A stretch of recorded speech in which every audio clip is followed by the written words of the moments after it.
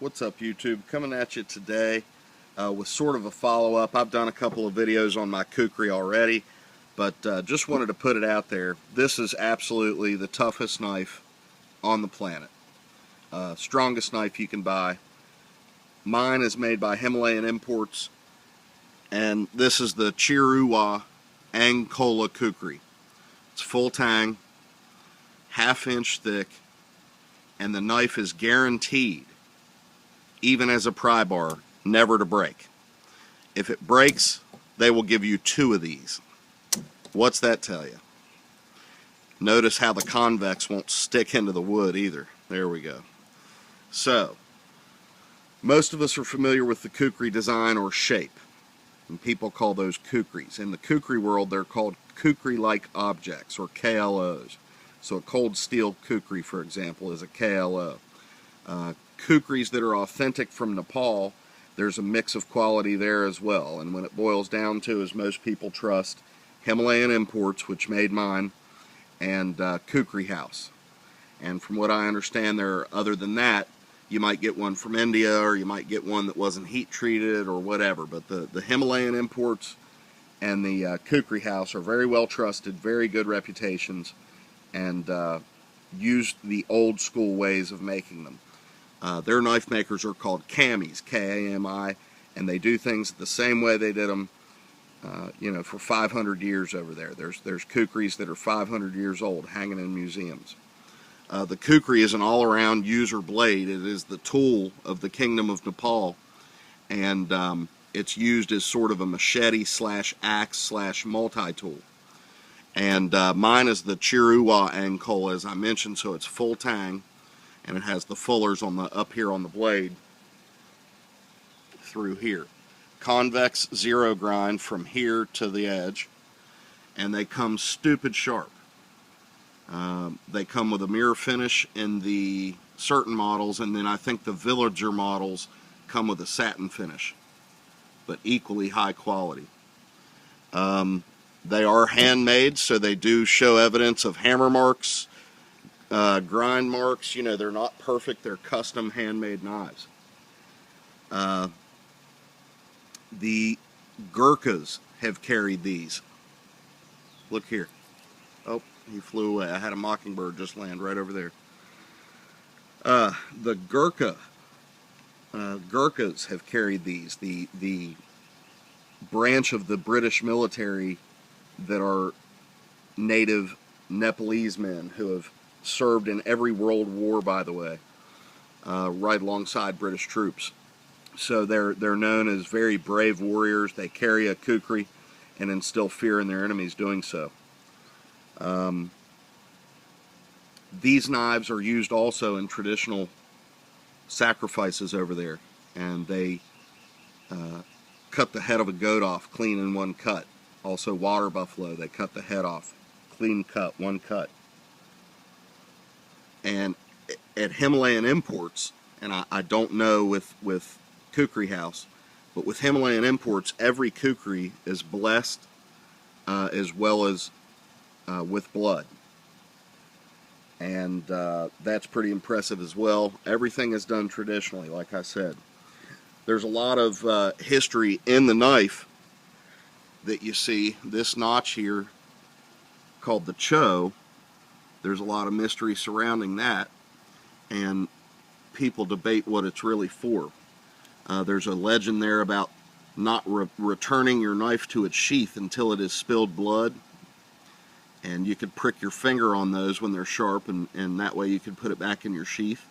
Another possible answer is that as the blood was draining down the blade, if you've sacrificed an animal, that the blood would drip off here instead of coming down onto the handle and getting you slippery hands. Let's have a look at the sheath.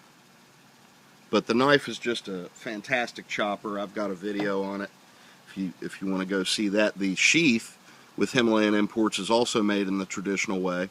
This is buffalo leather, which is very thin but very strong, wrapped over top of wood. So your Kukri is hopefully not going to come through there and cut you as easily, hence, with having the wood in there. Every traditional kukri is also sort of a multi-tool. When you're carrying a knife that large, if you kill a bird or something fairly small, you're not going to be able to clean it very well. So you typically get a little karda, K-A-R-D-A, is a little utility knife. Now mine didn't come very well done or sharp, but the story goes that that's what they let the new guys do. They teach them how to make kardas. This also they teach them to make is a chamka or chakma, which is sort of a sharpening steel. Let's see if I can get you close in here. This has no sharp edge on it. It is flat on both sides, and it's hardened to be equal to or harder than the blade to be used like a sharpening steel. Basically, it's not going to sharpen, but it'll sort of straighten out the edge, fix rolls, and keep everything lined up on there. But everything on there has symbolism. The rings here on the handle even has symbolism. They don't know what anymore. There are guesses, but nobody knows anymore. It's been lost. The bottom, or the butt cap, the legend goes that is the eye of God, or the all-seeing eye.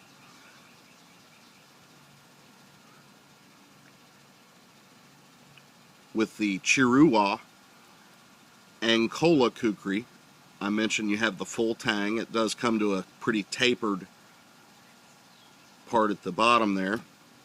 And with kukris, you have a sweet spot right up in here is where you want to try to hit things when you're chopping and cutting, or you can get up here close for close-in work and get right next to the edge here. But the kukri is to be respected. I told you how heavy it is. You wouldn't want to miss with this and take a limb off. Definitely a zombie killing badass right there. Take the head of a zombie clean off. But again, another little thing with kukris is when you are sheathing them, even though you have the wood on the sheath, you always hold the sheath on the back, and you want to ride the spine of the knife so that you're not putting all the weight over here where the wood connects.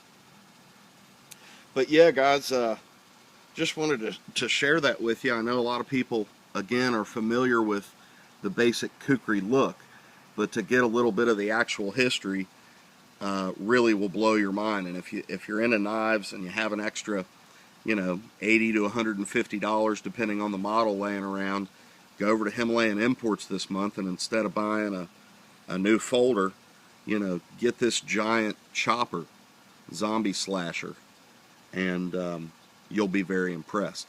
Now, with the Chiruwa,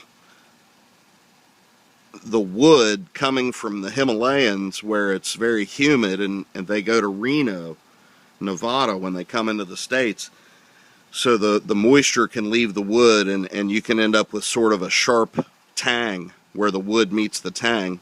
So that's one thing to keep in mind there. But the rest of them have a sort of a stick tang, which is the traditional design. The full tang is more of a thing they did recently for people that wanted that, probably here in America. And it is tougher. It is a tougher design, but I've never seen a broken stick tang kukri. I'm sure they're out there if you look and dig deep enough, but with Himalayan Imports, they're guaranteed. Now, not all of them are guaranteed as a pry bar. They all have a lifetime warranty, but the Chiruwa Ang Khola with the full tang, guaranteed as a pry bar. You break it, they give you 2. You tell me of another knife that can claim anything like that, and we'll argue about it down in the comments. But guys, I think it's pretty hard to say otherwise, or I wouldn't say it, because I'm not a bullshitter. So there you have it. There's my 2 cents, my 2 thoughts. Thanks for watching. Everybody, please sub.